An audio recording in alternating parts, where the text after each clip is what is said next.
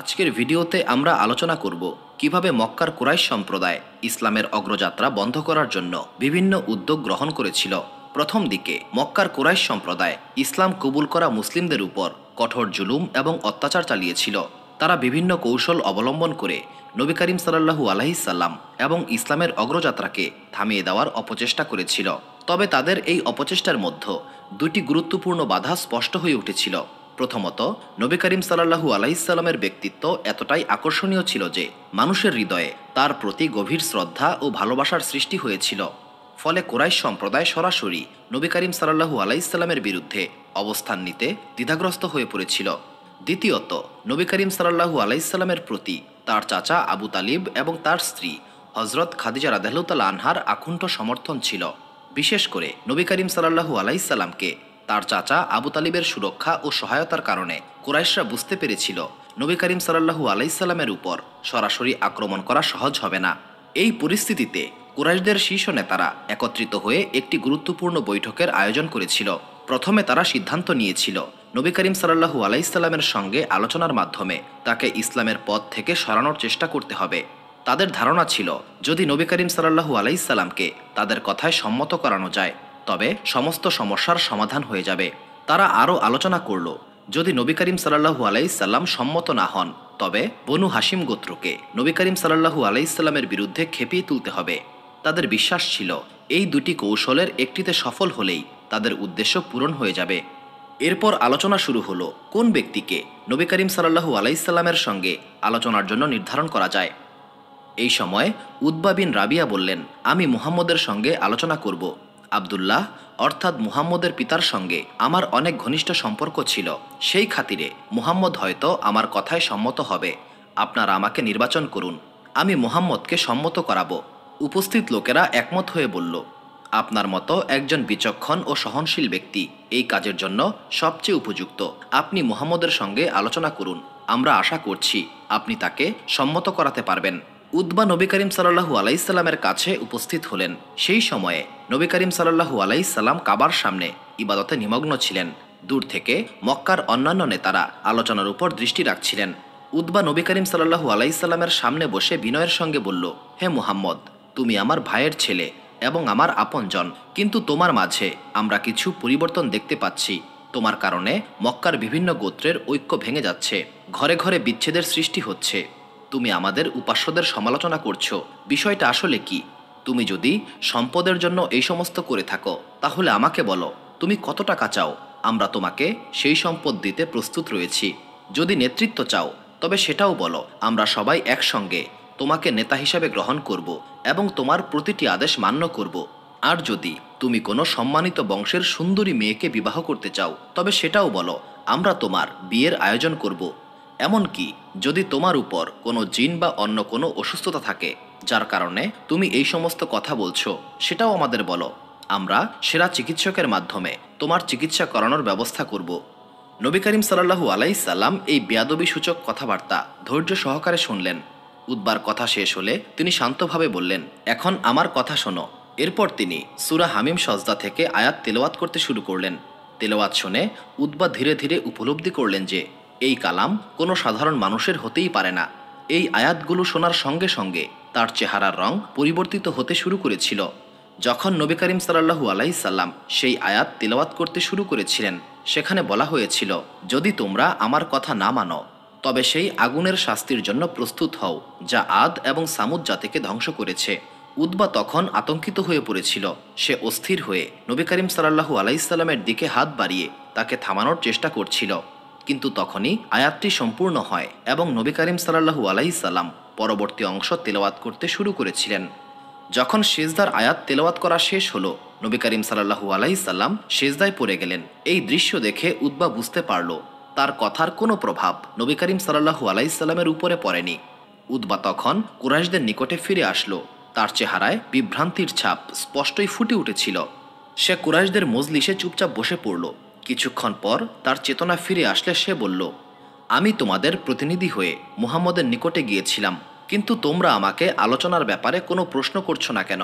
তখন আবু জেহেল তিরস্কারের সুরে বলল, তোমার চেহারাই বলে দিচ্ছে তুমি মুহাম্মদকে সম্মত করাতে ব্যর্থ হয়েছ। তাছাড়া তুমি মুহাম্মদের কথায় যথেষ্ট পরিমাণ বিভ্রান্ত হয়েছ। উতবা এই মন্তব্য শুনে কিছুটা কষ্ট পেয়েছিল। সে বলল, মুহাম্মদের কথা এবং আচরণে আমি বিভ্রান্ত হয়েছি, এটা অস্বীকার করছি না। তবে আমি এতটাও দুর্বল বিশ্বাসের মানুষ নই। আমার সম্পর্কে তোমরা যে ধারণা করছো এটা আমার জন্য অপমানজনক। তবে বাস্তবতা হচ্ছে আবদুল্লাহর এতিম পুত্র মুহাম্মদ আমাদের কথায় সম্মত হবে না। আমার পরামর্শ হচ্ছে সে যা করছে তাকে সেটাই করতে দাও। মুহাম্মদ তার কর্মকাণ্ড চালিয়ে গেলে দুইটি বিষয়ের সম্ভাবনা রয়েছে।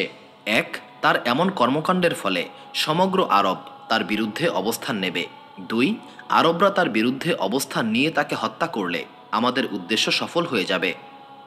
আর যদি মুহাম্মদের কথা সঠিক বলে প্রমাণিত হয় এবং সে আরবের নেতা হয়ে যায়, তাহলেও আমরা তার সঙ্গে একতাবদ্ধ হতে পারি, কারণ আরবের নেতৃত্ব তখনও আমাদের হাতেই থাকবে। উতবার এই কথায় অনেকেই তাকে কটাক্ষ করে বলল, মনে হচ্ছে মুহাম্মদ তোমাকেও কোনো ধরনের লোভ দেখিয়েছে। উতবা এই মন্তব্য শুনে প্রচণ্ড রাগান্বিত হয়ে বলল, আমি তোমাদের কথায় অপমানিত হচ্ছি। আমি প্রতিজ্ঞা করছি মুহাম্মদের বিরোধিতা আমি তোমাদের চেয়েও বেশি করব। এইভাবেই কুরাইশদের প্রথম পরিকল্পনা সম্পূর্ণরূপে ব্যর্থ হয়েছিল।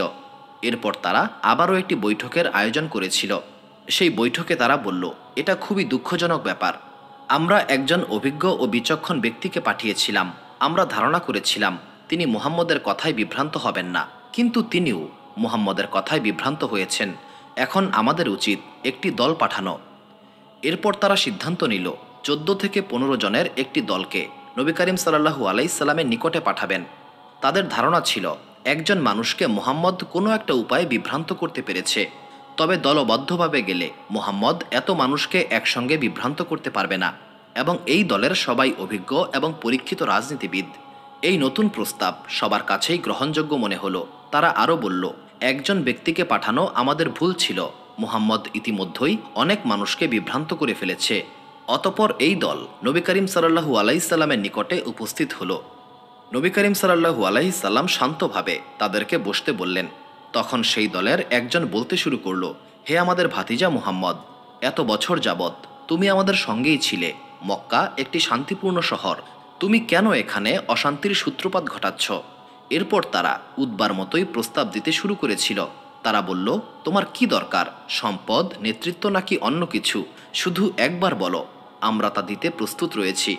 নবী করিম সাল্লাল্লাহু আলাইহি সাল্লাম শান্তভাবে তাদের সমস্ত কথা শুনলেন এবং দৃঢ়তার সঙ্গে বললেন, এই সব কথা একেবারেই অর্থহীন। আমি মহান আল্লাহ তাআলার পক্ষ থেকে বার্তা নিয়ে এসেছি।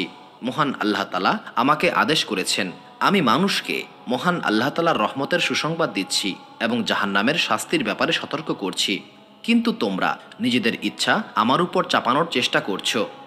নবী করিম সাল্লাল্লাহু আলাইহি সাল্লামের এই বক্তব্যে তারা স্পষ্টভাবেই বুঝতে পারল যে নবী করিম সাল্লাল্লাহু আলাইহি সাল্লাম তার মিশনে অটল থাকবেন এবং তাদের প্রস্তাবে কখনোই সাড়া দেবেন না। অনেকক্ষণ যাবৎ কথাবার্তার পর কুরাইশ নেতারা ধীরে ধীরে নবী করিম সাল্লাল্লাহু আলাইহি সাল্লামের কথায় আকর্ষিত হতে শুরু করেছিল। অবশেষে তারা বলল, হে মুহাম্মদ, তুমি কি সত্যিকারের রাসূল নাকি একজন জাদুকর? নবী করিম সাল্লাল্লাহু আলাইহি সাল্লাম শান্তভাবে উত্তর দিয়েছিলেন, সেটা তোমরাই নির্ধারণ করবে। আমি যে মহান আল্লাহ তাআলার রাসূল, এই ব্যাপারে তোমরা কি প্রমাণ চাও? তখন কুরাইশের লোকেরা সেখানে বসেই আলোচনা শুরু করেছিল, যে কোনো উপায়ে নবী করিম সাল্লাল্লাহু আলাইহি সাল্লামকে মিথ্যা প্রমাণ করতে হবে। তখন তাদের মধ্যে একজন বলল, মুহাম্মদ একজন জাদুকর, তার জাদুর প্রভাব আমাদের উপরও পড়তে শুরু করেছে, কিন্তু জাদু পৃথিবীতে কাজ করলেও আকাশে কাজ করে না। আমরা মুহাম্মদের কাছে আকাশে অলৌকিক কিছু দেখতে চাইব। অতপর আবু জেহেল নবী করিম সাল্লাল্লাহু আলাইহি সাল্লামকে উদ্দেশ্য করে বলল, হে আবদুল্লাহর পুত্র মুহাম্মদ, যদি তুমি সত্যিকারের রাসূল হও তবে আমাদেরকে আকাশ থেকে কোনো অলৌকিক ঘটনা দেখাও, তবেই আমরা বিশ্বাস করব। এটা কিন্তু আবু জেহেলের একক দাবি ছিল না, বরং সেখানে উপস্থিত সবাই একই দাবি করেছিল। নবী করিম সাল্লাল্লাহু আলাইহি সাল্লাম বললেন, আকাশ থেকে তোমরা কি ধরনের অলৌকিক জিনিস দেখতে চাও? সেই সময়ে 14 তারিখের রাত ছিল এবং পূর্ণ চাঁদ আকাশে উজ্জ্বলভাবে জ্বলজ্বল করছিল।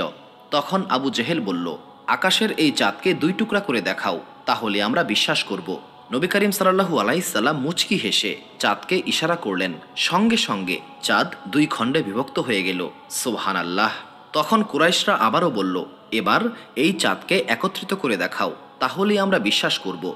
নবী করিম সাল্লাল্লাহু আলাইহি সাল্লাম আবারও আঙ্গুল দিয়ে ইশারা করলেন।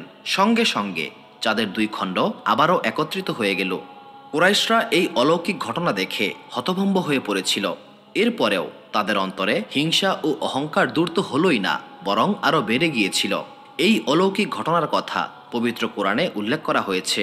কিয়ামত নিকটবর্তী হয়েছে এবং চাঁদ দ্বিখণ্ডিত হয়ে গেছে, তবু তারা বিশ্বাস করবে না এবং বলবে, এটা তো এক বিরাট জাদু। আবু জেহেল এবং তার সঙ্গীরা বলল, হে মুহাম্মদ, তুমি আমাদের সামনে এক বিরাট জাদু দেখিয়েছ। কুরাইশ সম্প্রদায়ের দাবি ছিল চাঁদকে দুই খণ্ড করে দেখাতে হবে। নবী করিম সাল্লাল্লাহু আলাইহি সাল্লাম চাঁদকে দ্বিখণ্ডিত করেছিলেন। এরপর তারা আবারও দাবি করল, এখন এই চাঁদকে আবারও একত্রিত করে দেখাও। নবী করিম সাল্লাল্লাহু আলাইহি সাল্লাম সেটাও করে দেখালেন। তবু আবু জেহেল বলল, হে আবদুল্লাহর পুত্র মুহাম্মদ, তুমি এমন জাদু আয়ত্ত করেছ যা আকাশ পর্যন্ত চলে গেছে। তোমার মতো জাদুকরের সঙ্গে আমরা কোনো কথাই বলবো না। এই ঘটনার কিছুদিন পর কুরাইশরা আবারও একটি বৈঠকে মিলিত হয়েছিল। তারা আলোচনা করতে লাগলো কিভাবে নবী করিম সাল্লাল্লাহু আলাইহি সাল্লামকে ইসলামের রাস্তা থেকে দূরে সরানো যায়।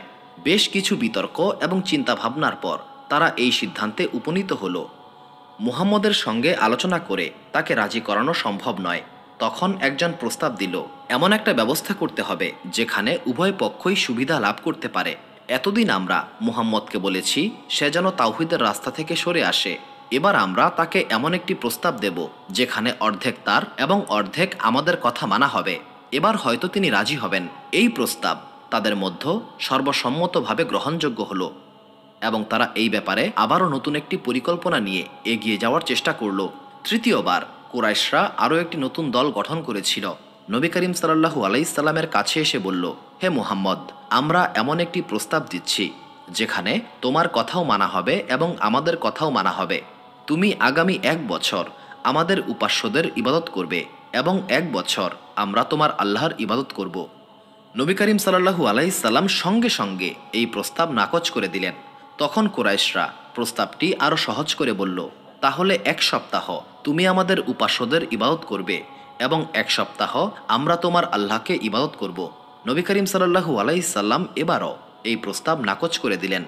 কুরাইশরা এবার বলল, তাহলে শুধুমাত্র একবার আমাদের মূর্তিগুলোকে চুম্বন করবে এবং তাদের সামনে সেজদা করবে, এরপর আমরা তোমার কথা গ্রহণ করব। তখন নবী করিম সাল্লাল্লাহু আলাইহি সাল্লাম বললেন, আমি অপেক্ষা করছি আমার প্রভু আমাকে কি নির্দেশ দেন। সেই সময়ে সূরা আল জুমার থেকে একটি আয়াত নাজিল হয়েছিল।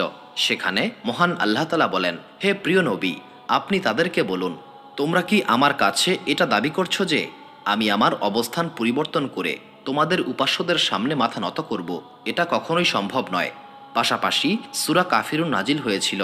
এতে মহান আল্লাহ তাআলা স্পষ্টভাবে ঘোষণা করেন, বলুন, হে কাফিররা, আমি ইবাদত করি না যা তোমরা ইবাদত করো, আর তোমরা ইবাদত করো না যা আমি করি, এবং আমি কখনোই ইবাদত করব না যা তোমরা ইবাদত করো, আর তোমরা কখনোই ইবাদত করবে না যা আমি করি। তোমাদের ধর্ম তোমাদের এবং আমার ধর্ম আমার। সূরা কাফিরুন আয়াত 1 থেকে 6। এই আয়াতের মাধ্যমে পবিত্র কোরআনে স্পষ্টভাবে বলে দেওয়া হয়েছিল ধর্মের বিষয়ে কোনো আপোষ হতে পারে না। নবী করিম সাল্লাল্লাহু আলাইহি সাল্লাম কুরাইশদের সমস্ত প্রস্তাব প্রত্যাখ্যান করেছিলেন এবং তাদের বুঝিয়ে দিলেন যে ইসলামের ব্যাপারে কোনো ছাড় দেওয়া সম্ভব নয়। কুরাইশরা হতাশ হয়ে বুঝতে পেরেছিল তাদের সকল প্রচেষ্টা ব্যর্থ হয়েছে। অবশেষে তারা এই সিদ্ধান্তে উপনীত হয়েছিল যে মুহাম্মদকে বোঝানো একেবারেই অর্থহীন। মুহাম্মদ কখনোই আমাদের প্রস্তাবে সম্মত হবেন না। কুরাইশরা তখন 2টি বিষয় নিয়ে চিন্তিত হয়ে পড়েছিল। 1, নবী করিম সাল্লাল্লাহু আলাইহি সাল্লামের ব্যক্তিগত প্রভাব, এবং 2, তার গোত্র এবং পরিবারের শক্তি। তারা নবী করিম সাল্লাল্লাহু আলাইহি সাল্লামকে বোঝানোর চেষ্টা করেছিল, কিন্তু সেটা সম্ভব হয়নি। এরপর তাদের পরিকল্পনায় পরিবর্তন হলো। তারা সিদ্ধান্ত নিল নবী করিম সাল্লাল্লাহু আলাইহি সাল্লামের পরিবার, বিশেষ করে আবু তালিবকে বোঝানোর চেষ্টা করতে হবে। এরপর কুরাইশরা আবু তালিবের কাছে গিয়ে বলল, আপনি আমাদের দীর্ঘদিনের বন্ধু। এত বছর যাবৎ আমরা মক্কায় শান্তিতে বসবাস করছি। আমাদের গোত্র ও পরিবার মিলেমিশে ছিল, কিন্তু আপনার ভাতিজা গোত্রে গোত্রে বিভেদ সৃষ্টি করছে। আবু তালিব কুরাইশদের সমস্ত অভিযোগ শুনলেন। তারপর তিনি শান্তভাবে তাদেরকে বোঝানোর চেষ্টা করলেন এবং বললেন, তোমরা এখন বাড়িতে ফিরে যাও, আমি এই বিষয়টি দেখব এবং মুহাম্মদকে বোঝানোর চেষ্টা করব। প্রথমবার কুরাইশরা যখন আবু তালিবের নিকটে এসেছিল, তখন আবু তালিব নবী করিম সাল্লাল্লাহু আলাইহি সাল্লামকে ডেকে পর্যন্ত পাঠাননি। তিনি নিজেই কুরাইশদের শান্ত করে বাড়িতে ফেরত পাঠিয়েছিলেন। এই সময়ে নবী করিম সাল্লাল্লাহু আলাইহি সাল্লামের দাওয়াতি কার্যক্রম আরও ব্যাপকভাবে ছড়িয়ে পড়ছিল। এইভাবে অনেকদিন কেটে যাওয়ার পর কুরাইশরা আবারও নিজেদের মধ্যে আলোচনা শুরু করেছিল। তারা বলল, আবু তালিব আমাদের প্রতিশ্রুতি দিয়েছিলেন, কিন্তু এখনও আমরা সেই প্রতিশ্রুতির বাস্তবায়ন দেখতে পাচ্ছি না। আমাদের উচিত তাকে তার প্রতিশ্রুতির কথা স্মরণ করিয়ে দেওয়া। এরপর কুরাইশ সম্প্রদায় আবারও একত্রিত হয়ে আবু তালিবের কাছে গেল এবং আবু তালিবকে উদ্দেশ্য করে বলল, হে আবু তালিব, আপনি আমাদের প্রতিশ্রুতি দিয়েছিলেন, কিন্তু এরপরেও মুহাম্মদ আমাদের উপাস্যদের সমালোচনা করছে, আমাদের দেবতাদের অপমান করছে এবং আমাদের পূর্বপুরুষদের রীতিনীতিকে উপহাস করছে। তাকে নিষেধ করুন এবং তাকে জিজ্ঞাসা করুন সে আসলে কি চায়। যদি তার অর্থের প্রয়োজন হয় তবে আমরা যে কোনো পরিমাণ অর্থ দিতে প্রস্তুত রয়েছি। যদি সে নেতৃত্ব চায়, আমরা প্রতিশ্রুতি দিচ্ছি তাকে আমরা নেতা হিসেবে গ্রহণ করব। যদি কোনো নারীকে তার প্রয়োজন হয় তবে আমরা সেই নারীকে উপহার হিসেবে মুহাম্মদকে দান করে দেব। আবু তালিব আবারও তাদেরকে শান্ত করার চেষ্টা করছিলেন। তিনি কুরাইশদের বোঝাতে চেয়েছিলেন, কিন্তু এবার তারা কিছুতেই আবু তালিবের কথায় শান্ত হচ্ছিল না। তারা বলল, আজ আমরা স্পষ্ট উত্তর নিয়ে যাব। তখন আবু তালিব নিরুপায় হয়ে তার একজন দাসকে বললেন, আমার ভাতিজা মুহাম্মদকে সংবাদ দাও। নবী করিম সাল্লাল্লাহু আলাইহি সাল্লাম আবু তালিবের বার্তা পেয়ে উপস্থিত হলেন। নবী করিম সাল্লাল্লাহু আলাইহি সাল্লাম মজলিসে প্রবেশ করার পর একটি অদ্ভুত পরিবেশের সৃষ্টি হয়েছিল। সেখানে উপস্থিত সবাই কাফের ছিল এবং নবী করিম সাল্লাল্লাহু আলাইহি সাল্লাম তাদের মাঝে প্রবেশ করেছিলেন। তিনি চিন্তা করছিলেন, আমার কি সালাম দেওয়া উচিত হবে? এই ভাবনার সঙ্গে সঙ্গে তিনি পবিত্র কোরআনের সেই আয়াত তেলাওয়াত করছিলেন যখন হজরত সুলাইমান আলাইহিসসালামের দূত বিলকিসের দরবারে গিয়েছিলেন। তখন সেই একই পরিস্থিতি হয়েছিল। তিনি বলেছিলেন, আমার সালাম তাদের জন্য যারা হিদায়তের পথে রয়েছে। এইভাবে নবী করিম সাল্লাল্লাহু আলাইহি সাল্লাম সালামের মাধ্যমে নিজের বিনয়ের পরিচয় দিয়েছিলেন, তবে কাউকে আঘাত করে কিছু বলেন নাই। সালামের পর তিনি আবু তালিবকে বললেন, আপনি আমাকে কেন ডেকেছেন? আবু তালিব বললেন, হে আমার ভাতিজা, কুরাইশের এই লোকেরা তোমার বিরুদ্ধে অনেক অভিযোগ করেছে। এখন তারা তোমার কাছে তোমার সিদ্ধান্ত জানতে চায়। নবী করিম সাল্লাল্লাহু আলাইহি সাল্লাম কুরাইশদেরকে উদ্দেশ্য করে বললেন, আপনারা কি জানতে চান? এরপর নবী করিম সাল্লাল্লাহু আলাইহি সাল্লাম আকাশের দিকে ইশারা করলেন। সবাই আকাশের দিকে তাকালো। সূর্যের আলো চারদিকে ছড়িয়ে পড়ছিল। কুরাইশরা অবাক হয়ে ভাবল, এর অর্থ কি হতে পারে? তখন নবী করিম সাল্লাল্লাহু আলাইহি সাল্লাম বললেন, তোমরা আমাকে এটা বলো, এটা কি সম্ভব সূর্য জ্বলবে কিন্তু সূর্যের আলো বা তাপ থাকবে না? তখন কুরাইশরা সবাই একসঙ্গে বলল, এটা সম্ভব নয়, সূর্য থাকলে তার আলো এবং তাপ থাকবেই। তখন নবী করিম সাল্লাল্লাহু আলাইহি সাল্লাম বললেন, যেমন করে সূর্যের আলো এবং তাপকে আলাদা করা যায় না, ঠিক তেমনি আমি যতদিন জীবিত রয়েছি ততদিন তোমরা আমাকে ইসলামের দাওয়াত থেকে আলাদা করতে পারবে না। এটা আমার জীবনের অংশ, এটা থামানো কোনোভাবেই সম্ভব নয়। নবী করিম সাল্লাল্লাহু আলাইহি সাল্লামের এই সরল এবং শক্তিশালী উত্তরে উপস্থিত সবাই স্তব্ধ হয়ে গিয়েছিল। তারা আর কোনো কথা বলার সাহস পেল না। তখন কুরাইশগণ আবু তালিবকে উদ্দেশ্য করে বলল, হে আবু তালিব, আপনি আপনার ভাতিজাকে বুঝিয়ে বলুন। আবু তালিব শান্তভাবে উত্তর দিলেন, তোমরা নিশ্চয়ই মুহাম্মদের উত্তর শুনতে পেয়েছ, এখন ফিরে যাও, পরে এই ব্যাপারে আলোচনা করা হবে। নবী করিম সাল্লাল্লাহু আলাইহি সাল্লামের উত্তর শুনে তারা এতটাই হতবাক হয়ে গিয়েছিল যে কেউ আর কোনো তর্ক করেনি। তারা চুপচাপ মজলিস ত্যাগ করেছিল। এরপর আবু তালিব নবী করিম সাল্লাল্লাহু আলাইহি সাল্লামকে বললেন, হে আমার ভাতিজা, কুরাইশের লোকেরা আমাকে তোমার ব্যাপারে প্রশ্ন করছে, বলো তুমি কি করতে চাও? তখন নবী করিম সাল্লাল্লাহু আলাইহি সাল্লাম বললেন, হে আমার চাচা, যদি তারা আমার এক হাতে সূর্য এবং অন্য হাতে চন্দ্র রেখে দেয় তবু আমি আমার রবের আদেশ অমান্য করব না। এই ঘটনার পর কুরাইশ সম্প্রদায়ের পক্ষ থেকে আপোষের চেষ্টা চলতেই থাকলো। প্রথম বছর তারা সরাসরি নবী করিম সাল্লাল্লাহু আলাইহি সাল্লামের সঙ্গে আপোষ করার চেষ্টা করেছিল। দ্বিতীয় বছর আবু তালিব সময় ক্ষেপণ করেছিলেন এই আশায় যে হয়তো সমাধানের কোনো একটা উপায় বের হয়ে যাবে, কিন্তু সময় যতই এগিয়ে যাচ্ছিল মুসলিমদের সংখ্যা ততই বৃদ্ধি পাচ্ছিল। এই কারণে কুরাইশরা আরও হতাশ হয়ে পড়েছিল। একদিন আবু জেহেল কুরাইশদেরকে বললেন, আবু তালিবের সঙ্গে আমাদের স্পষ্টভাবে কথা বলা উচিত। আগেরবার আমরা তেমন কিছু বলতে পারিনি, এবার আমরা আবু তালিবের নিকট থেকে আমাদের দাবি আদায় করেই ছাড়ব। কুরাইশদের এই দলটি আবু তালিবের নিকট আবারও উপস্থিত হয়েছিল। তারা আবু তালিবকে বলল, হে আবু তালিব, তোমার ভাতিজা আমাদেরকে খুবই কষ্ট দিচ্ছে। এর আগেও আমরা 2 বার এসেছিলাম, এবং চুপচাপ ফেরত গিয়েছি এটা ভেবে যে হয়তো সে আমাদের কথায় সম্মত হবে, কিন্তু সে তার কার্যক্রম অব্যাহত রেখেছে। আজ আমরা চুপচাপ ফেরত যাব না। তখন আবু তালিব নবী করিম সাল্লাল্লাহু আলাইহিস সাল্লামকে আবারও ডেকে পাঠালেন। তিনি বললেন, হে আমার ভাতিজা, এই লোকেরা চায় এই বিতর্ক এখানেই শেষ হয়ে যাক, তারা সমাধান চায়। তখন নবী করিম সাল্লাল্লাহু আলাইহিস সাল্লাম শান্তভাবে বললেন, এই সমস্যার সমাধান খুবই সহজ, আমি সমাধান করতে প্রস্তুত রয়েছি। যদি তারা আমার একটি শর্ত মেনে নেয় তবে আমি সমস্ত সমস্যার সমাধান করতে রাজি আছি। নবী করিম সাল্লাল্লাহু আলাইহিস সাল্লামের এই প্রস্তাবে কুরাইশরা নিজেদের মধ্যে আলোচনা শুরু করেছিল। তারা বলল, আমরা ভেবেছিলাম সে হয়তো ধনসম্পদ, নেতৃত্ব বা সম্মানিত বংশের কোনো নারীকে চাইবে, কিন্তু মুহাম্মদ শুধুমাত্র একটি শর্তের কথাই বলছে। সবাই একমত হয়ে বলল, আমরা প্রস্তুত রয়েছি। হে আবু জেহেল, তুমি মুহাম্মদকে তার শর্ত সম্পর্কে জিজ্ঞাসা করো। আবু জেহেল বলল, হে মুহাম্মদ, আমরা তোমার শর্ত পূরণ করব, তুমি কি চাও? তখন নবী করিম সাল্লাল্লাহু আলাইহিস সাল্লাম আবারও জিজ্ঞাসা করলেন, তোমরা কি সত্যি আমার শর্ত পূরণ করবে? যদি তোমরা আমার শর্ত মানতে প্রস্তুত থাকো তবে আমাদের মধ্যে আর কোনো বিরোধ থাকবে না। আবু জেহেল বলল, আমি প্রতিজ্ঞা করছি তোমার শর্ত মানতে আমরা প্রস্তুত রয়েছি। তখন নবী করিম সাল্লাল্লাহু আলাইহিস সাল্লাম বললেন, তাহলে বলো, আল্লাহ তাআলা ছাড়া আর কোনো উপাস্য নেই, এটাই আমার শর্ত, আর এই শর্তেই সমস্ত বিরোধের অবসান হবে। নবী করিম সাল্লাল্লাহু আলাইহিস সাল্লামের এই বক্তব্য শোনার পর আবু জেহেল প্রচণ্ড অবাক হয়েছিল। অতপর সে তার সঙ্গীদেরকে বলল, মুহাম্মদকে আমার সুস্থ মানুষ মনে হচ্ছে না, আমি আমার জীবন থাকতে মুহাম্মদের আল্লাহকে কখনোই স্বীকার করব না। এরপর আবু জেহেল ক্রোধে উন্মত্ত হয়ে বলল, আবু তালিব ঘরে ডেকে এনে আমাদের অসম্মান করেছেন। এই কথা বলে সে তার সঙ্গীদেরকে সাথে নিয়ে চলে গিয়েছিল। তবে কুরাইশের অন্য নেতারা বলেছিল, এইভাবে কোনো সমাধান তো হবেই না, বরং সমস্যা আরও বৃদ্ধি পাবে।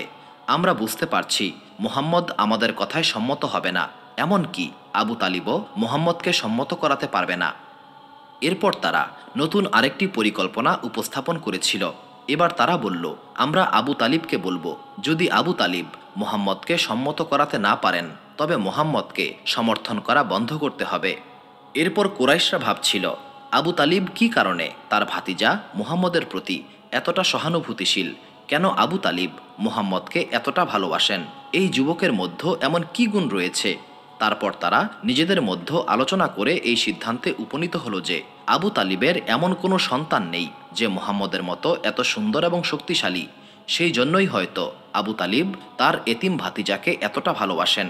তৎকালীন আরবের প্রেক্ষাপটে একজন এতিমের কোনো সম্মান ছিল না। উদাহরণ হিসেবে একটি ঘটনার কথা উল্লেখ করছি। একবার এক এতিমের বাবা তার সমস্ত সম্পদ আমানত হিসেবে আবু জেহেলের জিম্মায় দিয়েছিলেন, কিন্তু আবু জেহেল সেই সম্পদ দখল করে নিয়েছিল এবং সেই এতিমকে তার ঘর থেকে বিতাড়িত করেছিল। এতিম ছেলেটির তখন পোশাক পর্যন্ত ছিল না। শেষ পর্যন্ত নবী করিম সাল্লাল্লাহু আলাইহিস সাল্লাম সেই এতিম ছেলেটির সম্পদ আবু জেহেলের নিকট থেকে উদ্ধার করেছিলেন। এটা শুধুমাত্র আবু জেহেলের একটি ঘটনা ছিল না, বরং সমগ্র আরবের জন্য এটা ছিল অত্যন্ত সাধারণ একটি বিষয়। তৎকালীন আরব সমাজে এতিমদের প্রতি কেউ সহানুভূতিশীল ছিল না, কিন্তু এর বিপরীতে নবী করিম সাল্লাল্লাহু আলাইহিস সাল্লামের প্রতি তার চাচা আবু তালিবের গভীর ভালোবাসা এবং মক্কার কঠোর পরিবেশ সত্ত্বেও তার উদার এবং মানবিক আচরণ কুরাইশদের জন্য এক বিস্ময়ের কারণ হয়ে দাঁড়িয়েছিল। পবিত্র কোরআনে আরবদের নিন্দা করে বলা হয়েছে, হে রাসূল, দেখুন এরা কিয়ামতকে অস্বীকার করে এবং এতিমকে ধাক্কা দিয়ে তাড়িয়ে দেয়। এটা ছিল তৎকালীন আরব সমাজে এক সাধারণ বাস্তবতা, যেখানে এতিমদের মানুষ হিসেবে গণ্যই করা হতো না।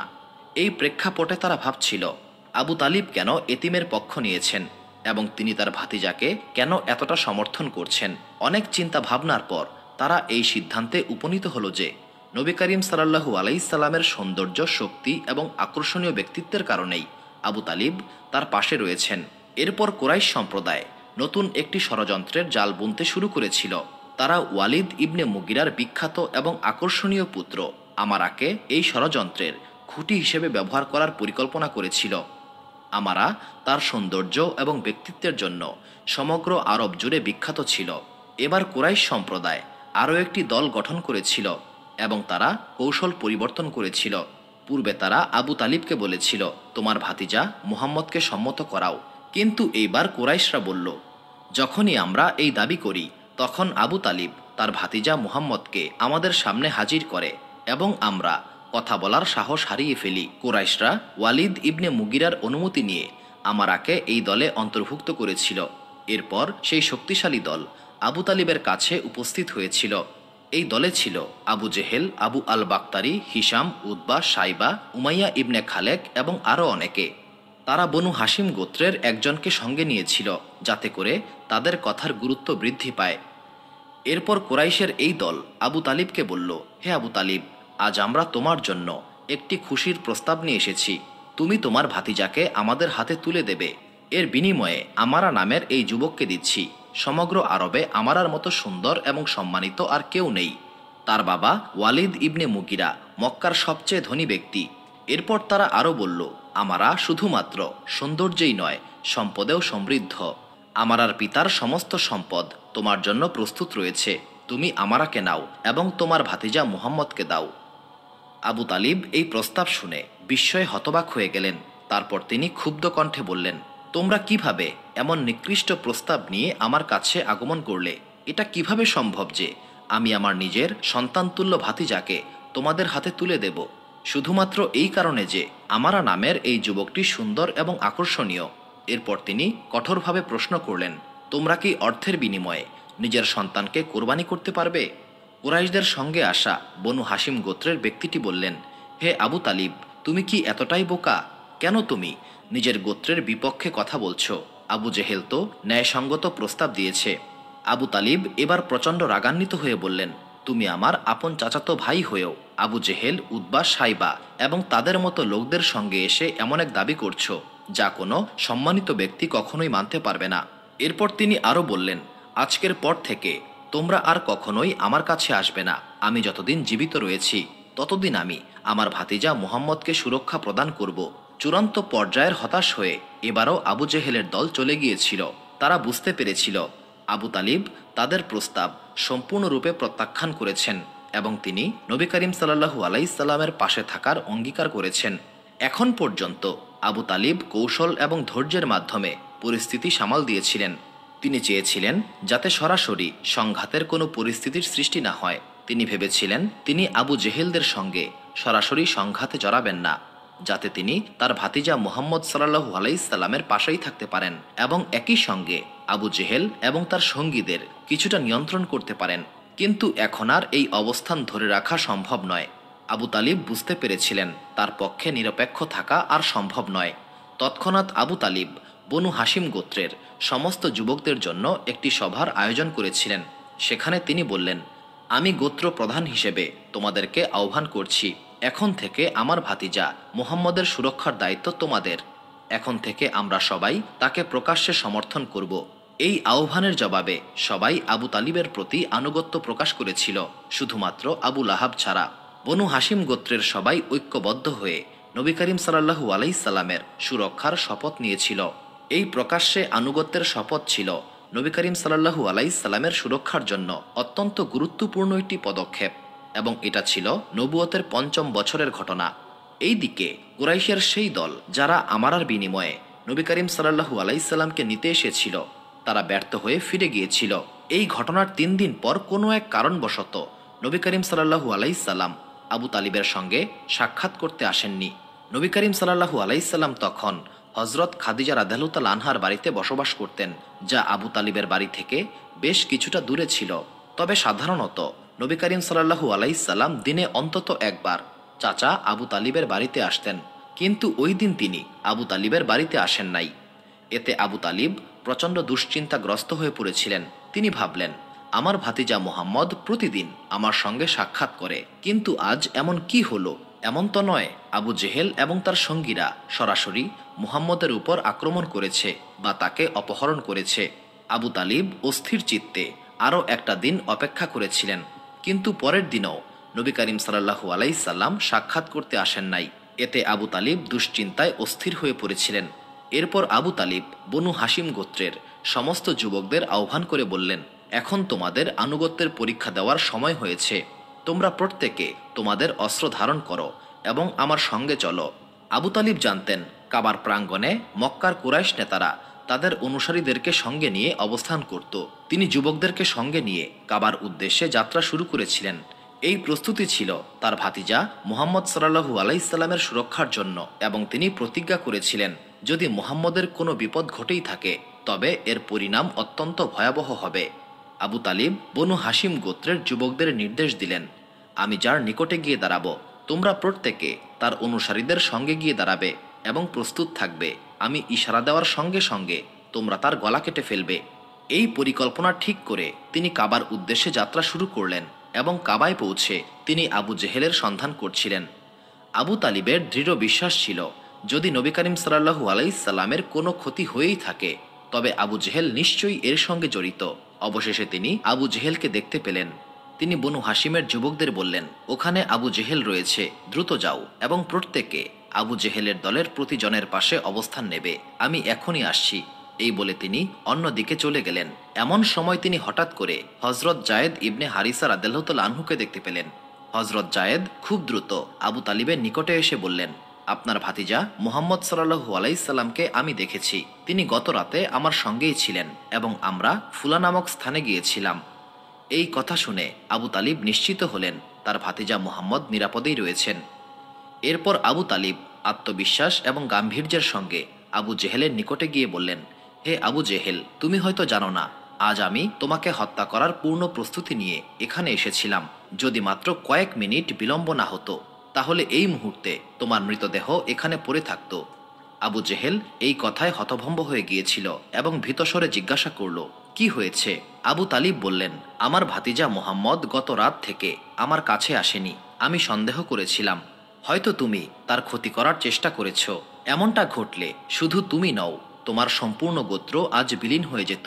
এরপর তিনি বনু হাসিমের যুবকদের বললেন, তোমাদের অস্ত্র দেখাও। তৎক্ষণাৎ সকল যুবকেরা তাদের অস্ত্র বের করে দেখালো। আবু জেহেলের চেহারা ফ্যাকাশে হয়ে গিয়েছিল, সে প্রচণ্ড আতঙ্কিত হয়ে পড়েছিল। সে বলল, হে আবু তালিব, আমরা তো আপনার প্রতি সম্মান প্রদর্শন করি, তাহলে আপনি এটা কিভাবে ভাবতে পারলেন আমি আপনার ভাতিজার ক্ষতি করতে পারি? তখন আবু তালিব বললেন, যাই হোক, আমি সিদ্ধান্ত নিয়ে ফেলেছিলাম, তবে তোমার ভাগ্য ভালো যে তা কার্যকর হয়নি।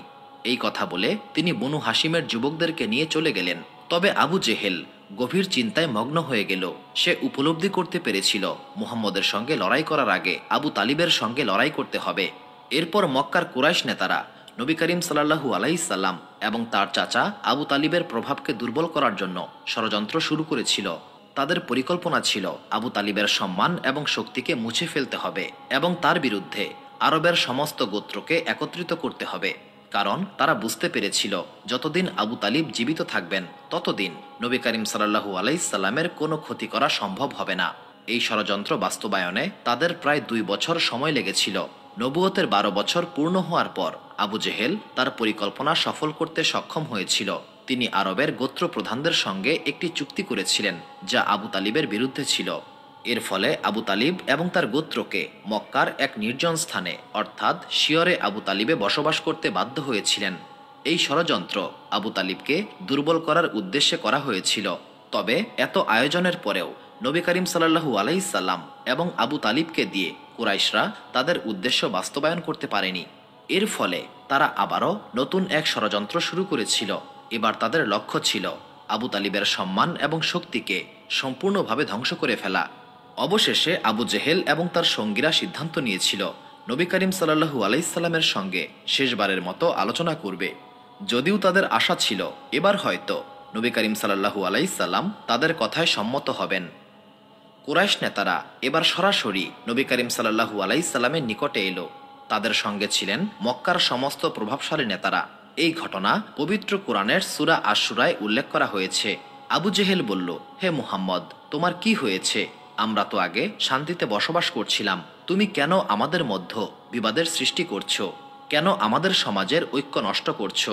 আবু জেহেল আরও বলল, তোমার কারণে ভাইয়ের সঙ্গে ভাইয়ের, পিতার সঙ্গে সন্তানের, স্বামীর সঙ্গে স্ত্রীর সম্পর্ক খারাপ হচ্ছে। তুমি কি এইসব দেখতে পাচ্ছ না? এরপর তারা বলল, তুমি কি চাও? যদি ধন সম্পদ চাও আমরা তোমাকে সম্পদের পাহাড় দেব। যদি শাসন ক্ষমতা চাও আমরা তোমাকে নেতা বানাবো। যদি কোনো নারীকে চাও আমরা তোমার পছন্দ মতো নারী দেব। আমরা তোমার যা কিছু দরকার তা পূরণ করতে প্রস্তুত রয়েছি, শুধু আমাদের সমাজের শান্তি ফিরিয়ে দাও। এই কথোপকথন সমগ্র মক্কার মানুষ শুনছিল। নবী করিম সাল্লাল্লাহু আলাইহিস সাল্লাম তাদের সমস্ত কথা মনোযোগ সহকারে শুনেছিলেন। এরপর তিনি বললেন, তোমার এই কথা আগেও আমাকে বলেছ, তখনও আমি তোমাদের উত্তর দিয়েছিলাম, আমি আমার প্রভুর পক্ষ থেকে প্রেরিত হয়েছি। আমার প্রভুর আদেশ হলো আমি সুসংবাদদাতা এবং সতর্ককারী হিসেবে তোমাদের কাছে তার বার্তা পৌঁছে দেই। আমি তোমাদের জান্নাতের সুসংবাদ দিচ্ছি এবং আল্লাহ তাআলার শাস্তি সম্পর্কে সতর্ক করছি। আমি এই দায়িত্ব পালন করেই যাব। কুরাইশ নেতাদের পরিকল্পনা ছিল, যদি নবী করিম সাল্লাল্লাহু আলাইহিস সাল্লাম তাদের কথায় সম্মত না হন, তবে তাকে প্রচণ্ড অপমান এবং অপদস্থ করে আলোচনা শেষ করা হবে। সেই মোতাবেক একজন ব্যক্তি বলল, তুমি যদি সত্যই আল্লাহর নবী হও, তবে আমাদের 3টি দাবি পূরণ করতে হবে, তাহলেই আমরা তোমাকে আল্লাহর নবী হিসেবে মান্য করব। তাদের প্রথম দাবি ছিল মক্কার চারপাশে পাহাড়গুলোকে সরিয়ে খোলা মাঠ এবং চাষের জমি তৈরি করতে হবে। তাদের জীবন অনেক কষ্টের, শীত এবং গ্রীষ্মে বাণিজ্যের জন্য অনেক দূরে যেতে হয়। এই পাহাড়গুলোকে সরিয়ে দিলে তাদের জীবন সহজ হয়ে যাবে। দ্বিতীয় দাবি ছিল, তোমার আল্লাহকে বলো মক্কায় সোনা এবং রূপা দিয়ে অট্টালিকা নির্মাণ করতে। তুমি জান্নাতের অট্টালিকা এবং শান্তিময় জীবন সম্পর্কে বলো, তাহলে এখানে আমাদের জন্য সেই রকম অট্টালিকা তৈরি করো। তৃতীয় দাবি ছিল, মৃত্যুর পর পুনরুত্থান কিভাবে সম্ভব, এটা আমরা বুঝি না। মানুষ মারা গেলে মাটিতে মিশে যায়, পচে যায়, তাহলে সে কিভাবে আবার জীবিত হবে? তোমার কোরআনে বারবার এটা উল্লেখ করা হয়েছে, কিন্তু আমরা তা বিশ্বাস করতে পারছি না। এই 3টি শর্ত পূরণ করার মাধ্যমে আমাদেরকে সন্তুষ্ট করতে হবে, তাহলে আমরা স্বীকার করব যে তুমি আল্লাহর নবী। মক্কার লোকেরা এই প্রশ্ন তুলেছিল কারণ পবিত্র কোরআনে বারবার বলা হয়েছে তোমাদের মৃত্যুর পর পুনরুত্থিত করা হবে। তাদের তৃতীয় দাবিটি আসলে সঠিক কোনো দাবি ছিল না, বরং এটি ছিল ইসলামী বিশ্বাসকে উপহাস করার একটি নিকৃষ্ট অপকৌশল মাত্র।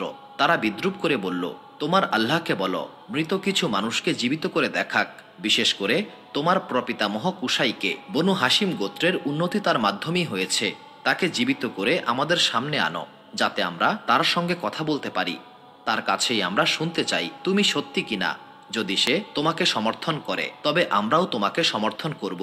এইভাবে কুরাইশ সম্প্রদায় ইসলামের 3টি মূল আকীদা তাওহীদ, নবুয়ত এবং আখিরাতকে নিয়ে উপহাস করছিল। নবী করিম সাল্লাল্লাহু আলাইহিস সাল্লাম ধৈর্যের সঙ্গে তাদের এই সমস্ত কথা শুনলেন। তিনি কোনো প্রকার রাগ বা বিদ্বেষ না দেখিয়ে বললেন, আমি আমার প্রভুর পক্ষ থেকে এসেছি। আমি আমার প্রভুর গোলাম মাত্র। গোলাম হয়ে আমি আমার প্রভুকে হুকুম করতে পারি না। আমার আল্লাহ তাআলা যদি ইচ্ছা করেন, তবে তিনি নিজেই অলৌকিক কিছু দেখাবেন। তারপর আরেকজন যুবক বিদ্রূপ করে বলল, সবই তো তোমার আল্লাহর পরিকল্পনা। তাহলে তোমার আল্লাহ আমাদের জন্য কৃপণতা কেন করছেন? তিনি আমাদের জমি দেবেন না, তিনি আমাদের জন্য অট্টালিকা বানিয়ে দেবেন না। এরপর সেই যুবক বলল, তাহলে অন্তত নিজের জন্য কিছু একটা দাবি করো, সোনা ও রূপার একটি অট্টালিকা এবং মোহরের ভাণ্ডার চাও, এবং সেই সমস্ত জিনিস আমাদের দেখাও। যদি দেখাতে পারো, আমরা তোমাকে নবী হিসেবে মান্য করব। তাদের এই সমস্ত ঔষধজন্যমূলক কথাবার্তা এবং অবান্তর দাবির উদ্দেশ্য ছিল ইসলাম এবং নবী করিম সাল্লাল্লাহু আলাইহিস সাল্লামকে অপমান করা। কিন্তু নবী করিম সাল্লাল্লাহু আলাইহিস সাল্লাম ধৈর্যের সঙ্গে কুরাইশদের প্রশ্ন এবং বিদ্রূপের উত্তর দিয়েছিলেন। তিনি বললেন, এটা আমার কাজ নয় যে আমি আমার প্রভুকে পরীক্ষা করব। আমি আমার প্রভুর পক্ষ থেকে এসেছি সুসংবাদদাতা এবং সতর্ককারী হিসেবে। আমি ধৈর্য ধারণ করব এবং দেখব আমার প্রভু কি আদেশ দেন। এরপর আরেক ব্যক্তি বিদ্রূপ করে বলল, তুমি বলো আমাদের উপর শাস্তি আসবে, তাহলে তুমি তোমার আল্লাহকে বলো আকাশ থেকে আমাদের উপর আকাশের একটি টুকরা ফেলে দিক। তুমি সবাইকে বলো কিয়ামতের দিন সম্পূর্ণ আকাশ পড়ে যাবে। এখন আকাশের একটি টুকরা আমার উপরে পড়ুক, যাতে আমি এর নিচে চাপা পড়ে মরে যাই এবং আমার সঙ্গীরা তোমার কথা বিশ্বাস করতে পারে। নবী করিম সাল্লাল্লাহু আলাইহিস সাল্লাম এই কথাগুলি ধৈর্য সহকারে শুনছিলেন এবং তিনি বুঝতে পারছিলেন কুরাইশরা কোরআনের কোনো না কোনো বাণীকে ব্যঙ্গ করছে। তবু তিনি বললেন, আমি অপেক্ষা করছি আমার প্রভু অদৃশ্য থেকে কি আদেশ দেন। মক্কার লোকেরা লক্ষ্য করল এত বিদ্রূপ এবং উপহাস করার পরেও নবী করিম সাল্লাল্লাহু আলাইহিস সাল্লামের মধ্যে রাগের কোনো চিহ্ন নেই। এবার আরেকজন এগিয়ে এসে বলল, তুমি আমাদের আহ্বান করো যাতে আমরা তোমার আল্লাহকে মান্য করি।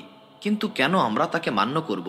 আমরা তো আল্লাহর কন্যাকে মানি, যাদেরকে আমরা আরও বেশি সুন্দর বলে বিশ্বাস করি। তৎকালীন আরবের লোকেরা মালাইকা ফেরেস্তাকে আল্লাহ তাআলার কন্যা হিসেবে বিশ্বাস করত। নবী করিম সাল্লাল্লাহু আলাইহিস সাল্লাম নীরবে তাদের কথা শুনছিলেন।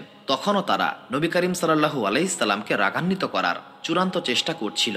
এমনকি তারা এমন কিছু লোককেও এই ষড়যন্ত্রে জড়িত করেছিল যারা এর আগে নবী করিম সাল্লাল্লাহু আলাইহি সাল্লামের সমর্থক ছিলেন। এই সমস্ত লোকেরা বলতো, তোমরা মুহাম্মদের পেছনে কেন লেগে আছো? সে তো কারো ক্ষতি করেনি। কিন্তু আজ তাদেরকেও এই ষড়যন্ত্রে ব্যবহার করা হচ্ছিল। কুরাইশদের পরিকল্পনা ছিল যেভাবেই হোক নবী করিম সাল্লাল্লাহু আলাইহি সাল্লামকে রাগান্বিত করতে হবে এবং এর ফলে নবী করিম সাল্লাল্লাহু আলাইহি সাল্লামকে অত্যাচার করা যাবে এবং সেই সঙ্গে বনু হাশিম গোত্রকে তারা এটা বলবে মুহাম্মদ পাগল ছিল। কিন্তু যখন তারা দেখল কোনো কিছুতেই তাদের উদ্দেশ্য সফল হচ্ছে না, তখন আরেকজন বলল, আমরা তোমার কথায় বিশ্বাস করব যদি তোমার আল্লাহ তার কন্যাদেরকে নিয়ে আমাদের সামনে এসে দাঁড়ায়। এই কথা শোনার পর নবী করিম সাল্লাল্লাহু আলাইহি সাল্লাম নীরবে উঠে পড়লেন।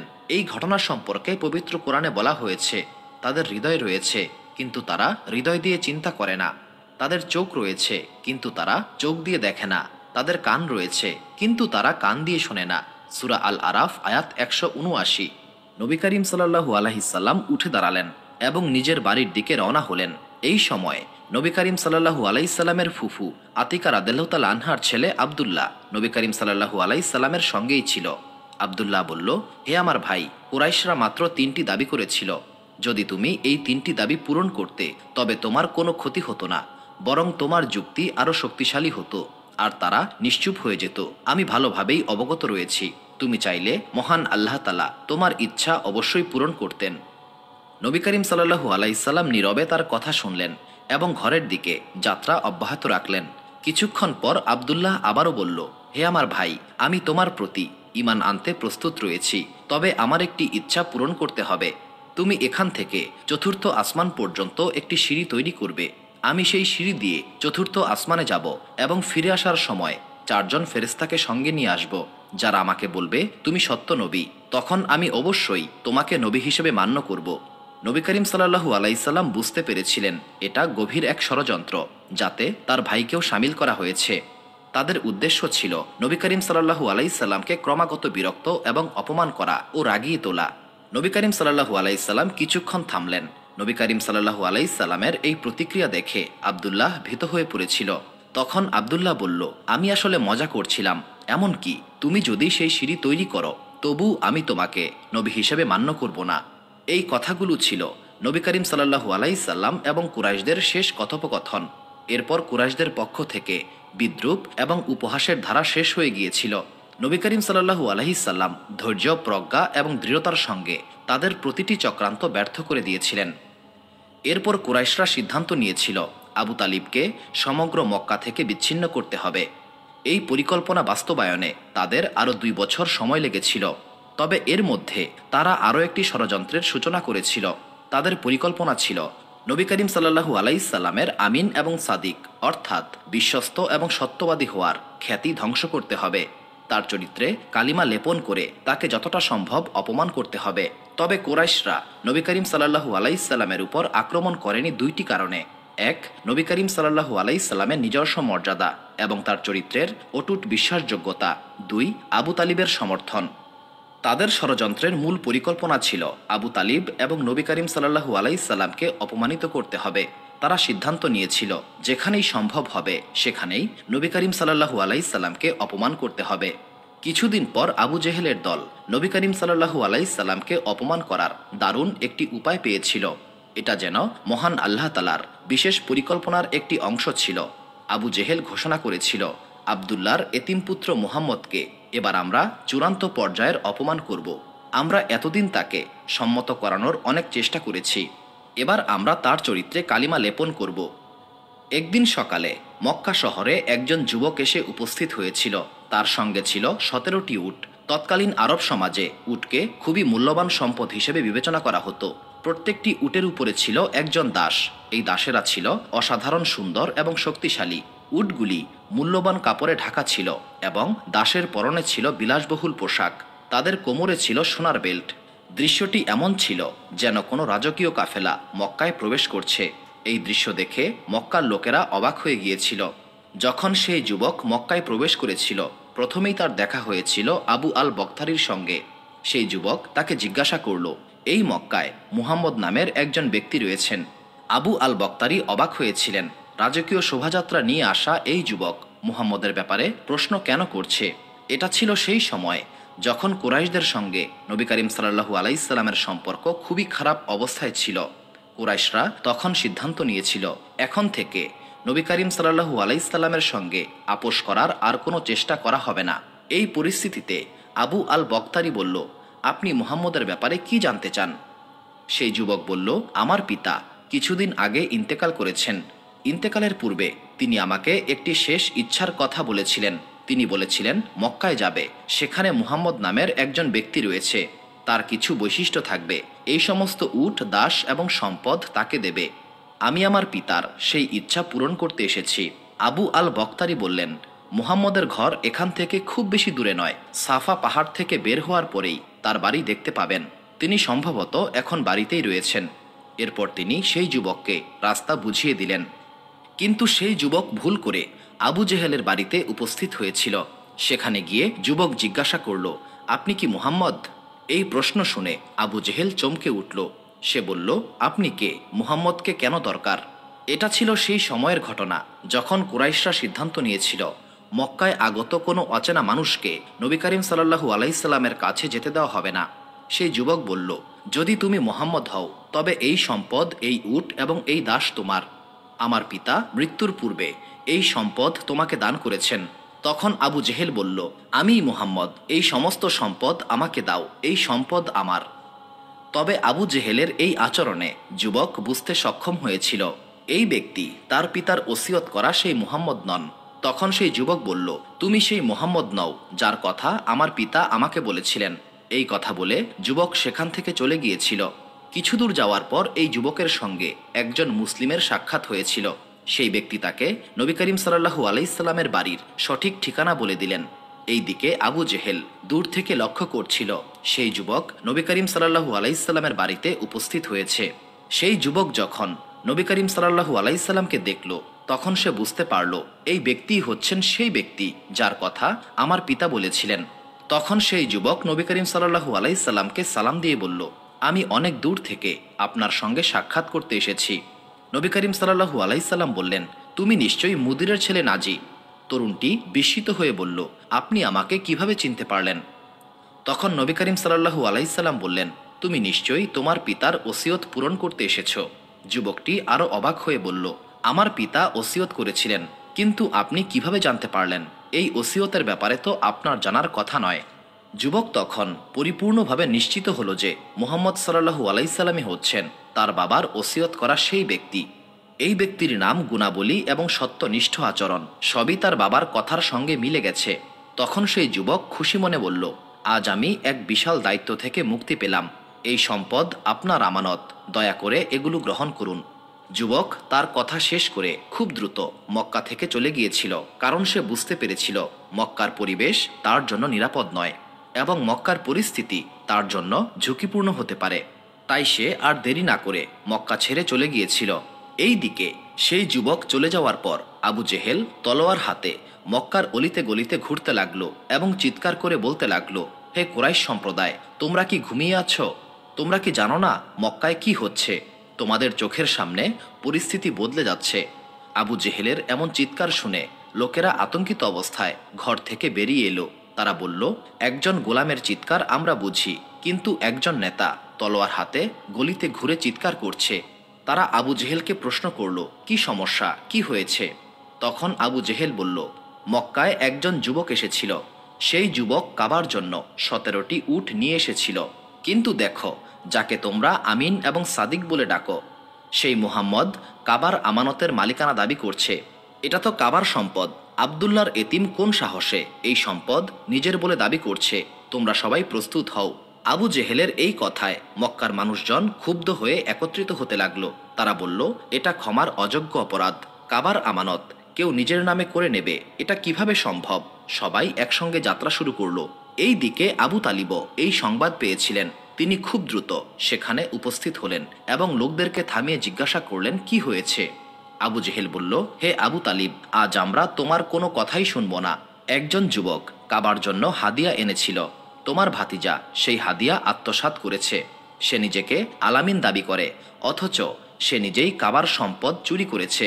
আবু তালিব উত্তেজিত জনতার সমস্ত কথা শুনলেন এবং বললেন, তোমরা এখানে অপেক্ষা করো, আমাকে যেতে দাও, আমি আমার ভাতিজার সঙ্গে কথা বলবো, তারপর এই বিষয়ে সিদ্ধান্ত দেব। কিন্তু আবু জেহেল নবী করিম সাল্লাল্লাহু আলাইহি সাল্লামকে অকথ্য ভাষায় গালিগালাজ করছিল।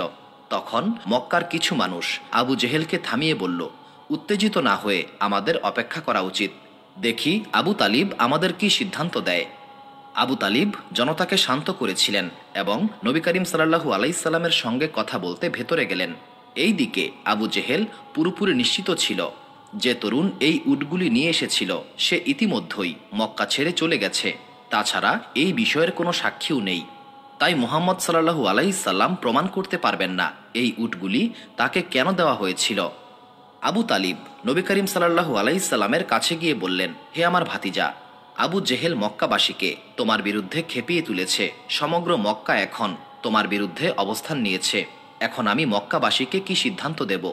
এরপর আবু তালিব দেখলেন সেখানে 17টি উট দাঁড়িয়ে আছে। তবে আবু তালিবের বিশ্বাস ছিল নবী করিম সাল্লাল্লাহু আলাইহি সাল্লাম কোনো অন্যায় করতে পারেন না। নবী করিম সাল্লাল্লাহু আলাইহি সাল্লাম শান্তভাবে বললেন, হে আমার চাচা, আপনি তাদেরকে বলুন আগামীকাল সবাই যেন একত্রিত হয়। আমি এই উটগুলিকে তাদের সামনে উপস্থাপন করব। তারপর এই উটগুলি নিজেরাই এই ঘটনার ব্যাপারে সাক্ষী দেবে। আবু তালিব বললেন, আমি অন্তর থেকে বিশ্বাস করি তুমি কোনো অন্যায় করতে পারো না। এই বলে তিনি নবী করিম সাল্লাল্লাহু আলাইহি সাল্লামকে বুকে জড়িয়ে ধরলেন। এরপর মক্কাবাসীদের উদ্দেশ্য করে আবু তালিব বললেন, হে মক্কার বাসিন্দারা, আগামীকাল সকালে এই উটগুলি নিজেরাই এই ঘটনার ব্যাপারে সাক্ষ্য দেবে এবং তোমাদের সমস্ত প্রশ্নের উত্তর দেওয়া হবে। আবু তালিবের এই কথায় লোকেরা শান্ত হয়ে বাড়িতে ফিরেছিল। এই দিকে উট কথা বলবে এই ঘোষণায় মক্কাবাসীরা প্রচণ্ড অবাক হয়েছিল। যারা প্রথমে এই ঘটনায় অংশ নিতে চায়নি তারাও আগ্রহী হয়ে পড়েছিল। সমগ্র মক্কায় কৌতূহলের সৃষ্টি হয়েছিল এবং সবাই পরদিন সকালে উপস্থিত হওয়ার প্রস্তুতি গ্রহণ করছিল। এক পর্যায়ে সমগ্র মক্কা যেন এই অদ্ভুত ঘটনার সাক্ষী হওয়ার জন্য জেগে উঠেছিল। অন্যদিকে আবু জেহেল প্রচণ্ড অস্থিরতায় ভুগতে শুরু করেছিল। আবু জেহেল সারা রাত ঘুমাতে পারে নাই, কোথাও স্থির হয়ে একদণ্ড বসতেও পারছিল না। সে বারবার হাবলের মূর্তিকে সেজদা করে বলতে লাগলো, হে আমার প্রভু, আমি 40 বছর যাবৎ তোমার আরাধনা করছি। আমি তোমার কাছে আজ পর্যন্ত কিছুই চাইনি। এই প্রথমবারের মতো একটি চাওয়া নিয়ে উপস্থিত হয়েছি। আগামীকাল আমাকে জিতিয়ে দাও। যদি তুমি আমার এই চাওয়া পূরণ করো তবে আমি তোমার জন্য 100টি উট কোরবানি করব। এইভাবে আবু জেহেল সারা রাত হাবলের মূর্তির সামনে কাকুতি মিনতি করে প্রার্থনা করছিল। পরদিন সকালে মক্কার সবাই উপস্থিত হয়েছিল। রাসূলুল্লাহ সাল্লাল্লাহু আলাইহি সাল্লাম 17টি উট নিয়ে সেখানে উপস্থিত হলেন। এরপর রাসূলুল্লাহ সাল্লাল্লাহু আলাইহি সাল্লাম আবু জেহেলকে বললেন, হে আবু জেহেল, এই উটগুলি তোমার সামনেই রয়েছে, তুমি এদেরকে জিজ্ঞাসা করো এই উটের আসল মালিক কে। আবু জেহেল প্রথমে হতবাক হয়ে গিয়েছিল, কিন্তু সারা রাত হাবলের মূর্তির কাছে প্রার্থনা করায় তার সাহস একটু বেড়ে গিয়েছিল। সে এগিয়ে এসে বলল, হে উটেরা, আমার প্রভু হাবলের নামে সত্য কথা বলো। কিন্তু উটগুলি নীরব রইল।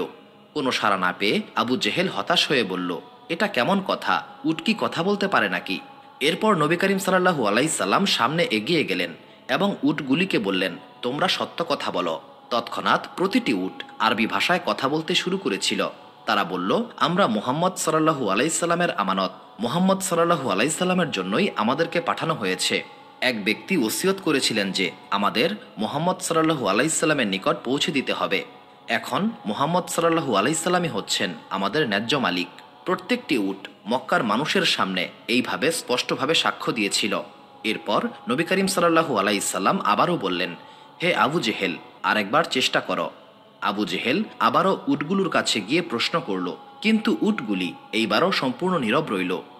এই ঘটনায় আবু জেহেল শুধুমাত্র লজ্জিতই হল না, বরং সম্পূর্ণ বিষয়টি তার বিরুদ্ধে চলে গিয়েছিল। যারা এতদিন নবী করিম সাল্লাল্লাহু আলাইহি সাল্লামকে বিশ্বাস করে নাই তারাও আজ পরিপূর্ণভাবে তাকে বিশ্বাস করতে শুরু করেছিল। চন্দ্র দ্বিখণ্ডিত হওয়ার সময় অনেকেই বলেছিল এটা দৃষ্টি বিভ্রম হতে পারে, কিন্তু আজ উটগুলি কথা বলায় মানুষের বিশ্বাসকে আরও দৃঢ় করেছিল। এই ঘটনায় আবু জেহেল এতটাই অপমানিত হয়েছিল যে কয়েক মাস পর্যন্ত সে লজ্জায় কারো সামনে উপস্থিত হতে পারে নাই। এই ঘটনার পর মুসলিমদের সংখ্যা উল্লেখযোগ্যভাবে বৃদ্ধি পেয়েছিল। নবী করিম সাল্লাল্লাহু আলাইহি সাল্লাম উটগুলিকে এমন একটা সময়ে উপহার হিসেবে পেয়েছিলেন যখন মুসলিমরা তীব্র সংকটময় সময় অতিবাহিত করছিল। কারণ নবী করিম সাল্লাল্লাহু আলাইহি সাল্লাম ইতিমধ্যে কিছু মুসলিমকে হিজরত করার নির্দেশ দিয়েছিলেন। তবে এই হিজরতের জন্য প্রচুর পরিমাণে অর্থের প্রয়োজন ছিল। সেই সংকটময় মুহূর্তে মহান আল্লাহ তাআলার পরিকল্পনায় এই উটগুলি উপস্থিত হয়েছিল। এই আমানত আসার ফলে তিনটি গুরুত্বপূর্ণ ঘটনা ঘটেছিল। প্রথমত, এটা আবু জেহেলের অপমানজনক কথাবার্তা বন্ধ করে দিয়েছিল। দ্বিতীয়ত, মুসলিমদের সংখ্যা বৃদ্ধি পেয়েছিল। তৃতীয়ত, হিজরতকারী মুসলিমদের যাবতীয় খরচ এই আমানত দিয়ে মেটানো সম্ভব হয়েছিল। কুরাইশরা মুসলিমদের ক্ষতি করার জন্য বিভিন্ন ষড়যন্ত্র করেছিল, কিন্তু তাদের সকল পরিকল্পনা মহান আল্লাহ তাআলা ব্যর্থ করে দিয়েছিলেন। এই ঘটনার ফলে কুরাইশরা মারাত্মকভাবে পরাজিত হয়েছিল। এরপর তারা আরও একটি পরিকল্পনা করেছিল, যার উদ্দেশ্য ছিল নবী করিম সাল্লাল্লাহু আলাইহি সাল্লামের চরিত্র হনন করা। তারা মিথ্যা প্রচার করেছিল তিনি সাদিক বা আলামিন নন, এবং মহান আল্লাহ তাআলা সেই পরিকল্পনাও ব্যর্থ করে দিয়েছিলেন। এরপর কুরাইশরা নতুন আরও একটি পরিকল্পনা করল। তারা মক্কার বাইরে থেকে আসা লোকদেরকে নবী করিম সাল্লাল্লাহু আলাইহি সাল্লামের কাছে যাওয়া বন্ধ করতে চেয়েছিল। এই জন্য তারা বাণিজ্য কাফেলার মাধ্যমে একটি পরিকল্পনা বাস্তবায়ন করেছিল। কাফেলাগুলিকে নির্দেশ দেওয়া হয়েছিল কাফেলাগুলি যেখানেই বাণিজ্যের উদ্দেশ্যে যাবে সেখানে গিয়ে নবী করিম সাল্লাল্লাহু আলাইহি সাল্লামের বিরুদ্ধে জাদুকর বলে অপবাদ ছড়াতে হবে। তারা বলতো, মুহাম্মদ এমন একজন ব্যক্তি যিনি পরিবারে বিভেদ সৃষ্টি করেছেন এবং মক্কার সমাজে অশান্তির সূত্রপাত ঘটিয়েছেন। তবে এই প্রচারণার ফলাফল হয়েছিল সম্পূর্ণ উল্টো। বাণিজ্য কাফেলাগুলির এই অপপ্রচারের কারণে নবী করিম সাল্লাল্লাহু আলাইহি সাল্লামের বিষয়ে লোকদের মধ্যে কৌতূহলের সৃষ্টি হয়েছিল। অন্য অঞ্চলের মানুষেরা জানতে চাইত কে এই ব্যক্তি এবং তিনি কি শিক্ষা দিয়ে থাকেন। এর ফলে ইসলাম সম্পর্কে জানার আগ্রহ আরও বেড়ে গিয়েছিল।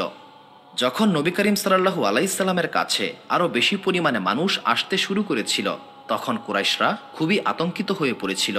তারা বলল, যত টাকা লাগে লাগুক, তবু এদেরকে থামাতে হবে। তাদের এই ষড়যন্ত্রের সময় আরবে একজন বিখ্যাত কবি ছিলেন, যিনি ওকাজ মেলায় অংশগ্রহণ করেছিলেন। এই মেলায় আরবের বিভিন্ন কবি কবিতা প্রতিযোগিতার জন্য 1 বছর সময় পেতেন। প্রতিযোগিতা শেষে 7টি কবিতা নির্বাচন করা হতো এবং এই কবিতাগুলিকে স্বর্ণের পানি দিয়ে লেখা হতো এবং কাবার দরজায় ঝুলিয়ে রাখা হতো।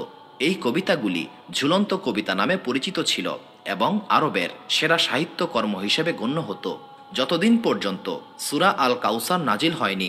এই 7টি কবিতা পবিত্র কাবা শরীফে ঝুলানো ছিল, কিন্তু যখন সূরা আল কাউসার নাজিল হয়েছিল তখন নবী করিম সাল্লাল্লাহু আলাইহি সাল্লাম এক সাহাবীকে নির্দেশ দিয়েছিলেন সূরা কাউসার কাগজে লিখে কাবার দরজায় ঝুলিয়ে দিতে। যখন আরববাসী সূরা কাউসার পাঠ করেছিল, তারা বুঝতে পেরেছিল এই সূরার সৌন্দর্য এবং গভীরতা অতুলনীয়।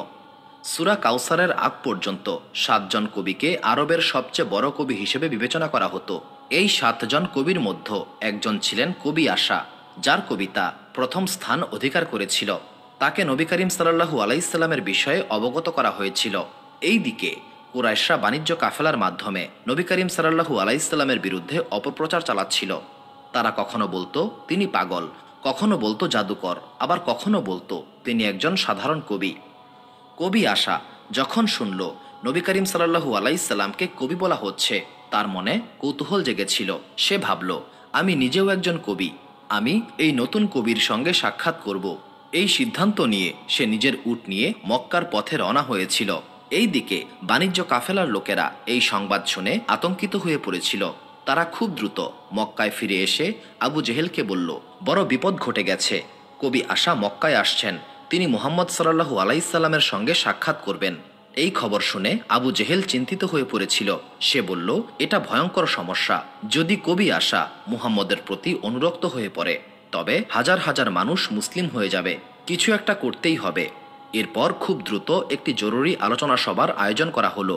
আলোচনা সভায় সিদ্ধান্ত গ্রহণ করা হলো, আরবের সবচেয়ে মূল্যবান সম্পদ 100টি লাল উট দিয়ে আশাকে মক্কায় প্রবেশ করা থেকে বিরত রাখতে হবে। কারণ একবার যদি সে মক্কায় প্রবেশ করে, তাহলে তাকে থামানো অসম্ভব হয়ে যাবে। আবু জেহেলকে 100টি লাল উট দিয়ে পাঠানো হয়েছিল। সে খুব দ্রুত রওনা দিল। এই দিকে কবি আশা মক্কার খুব নিকটে পৌঁছে গিয়েছিল। আবু জেহেল তাকে পথেই থামিয়ে দিল এবং তার সঙ্গে কথাবার্তা শুরু করল। দীর্ঘ কথাবার্তার পর কবি আশা 100টি লাল উট গ্রহণ করল এবং মক্কায় না গিয়ে আনন্দের সঙ্গে ফিরে যাওয়ার সিদ্ধান্ত নিল। কিন্তু এখানে কাফেরদের জন্য একটি অদ্ভুত ঘটনা ঘটেছিল। কবি আশা লাল উট পেয়ে এতটাই আনন্দিত হয়েছিল যে সে খুব দ্রুত নিজের গোত্রের কাছে গিয়ে এই অর্জনের গল্প বলার জন্য খুব দ্রুত চলছিল, কিন্তু অতিরিক্ত গতির কারণে একসময় উট তাকে ঝাঁকুনি দিয়ে মাটিতে ফেলে দিয়েছিল। এতে কবি আশা মারাত্মক আঘাত পেয়েছিল এবং তার আনন্দ বিষাদে রূপান্তরিত হয়েছিল। একটি উট কবি আশার উপর দিয়ে দৌড়ে চলে গিয়েছিল এবং সে যন্ত্রণায় ছটফট করতে করতে মৃত্যুবরণ করে। এইভাবেই দুনিয়ার লোভের কারণে যারা সত্যের পথ থেকে সরে যায় তাদের পরিণাম হয় করুণ। দুনিয়ার এই পরিণতির পাশাপাশি পরকালের শাস্তিও তাদের জন্য অপেক্ষা করছে। আশার মৃত্যুর খবর খুব দ্রুত চারদিকে ছড়িয়ে পড়েছিল, কারণ সে ছিল একজন বিখ্যাত এবং সুপরিচিত ব্যক্তি। সবাই জানতে চাইল আশা কিভাবে ইন্তেকাল করেছে। জানা গেল লাল উট, যা তার নিকট ছিল সম্মানের প্রতীক, সেটাই তাকে পিষে মেরে ফেলেছে। এই ঘটনা সবাইকে চিন্তায় ফেলে দিয়েছিল। এই ব্যাপারটা পরিষ্কার হয়েছিল কুরাইশরা নবী করিম সাল্লাল্লাহু আলাইহি সাল্লামের বিরুদ্ধে যতগুলো ষড়যন্ত্র করেছিল সবগুলি মহান আল্লাহ তাআলার ইচ্ছায় ব্যর্থ হয়েছিল। এই ঘটনাগুলি নবুয়তের ৫ম বছরের ঘটনা ছিল। কুরাইশরা বারবার ব্যর্থতার কারণে চূড়ান্ত পর্যায়ের হতাশ হয়ে পড়েছিল, তাই তারা আর কোনো উপায় না দেখে মুসলিমদের উপর অত্যাচারের মাত্রা বাড়িয়ে দিয়েছিল। অত্যাচারের মাত্রা এতটাই বেড়ে গিয়েছিল যে নবী করিম সাল্লাল্লাহু আলাইহি সাল্লাম সাহাবীদেরকে বলেছিলেন, হে মুসলিমগণ, এখনো পর্যন্ত আমার চাচা জীবিত রয়েছেন, তাই আমার ক্ষতি করার সাহস কুরাইশরা করতে পারবে না, কিন্তু তোমরা নিজেদের নিরাপত্তার জন্য মক্কা ছেড়ে হিজরত করে চলে যাও। এই হিজরতের বিস্তারিত ঘটনা আমরা আগামী পর্বে আলোচনা করব ইনশাল্লাহ। সুপ্রিয় দর্শক মণ্ডলী, প্রতিদিন নতুন নতুন ভিডিও পেতে আমাদের চ্যানেলটি অবশ্যই সাবস্ক্রাইব করুন।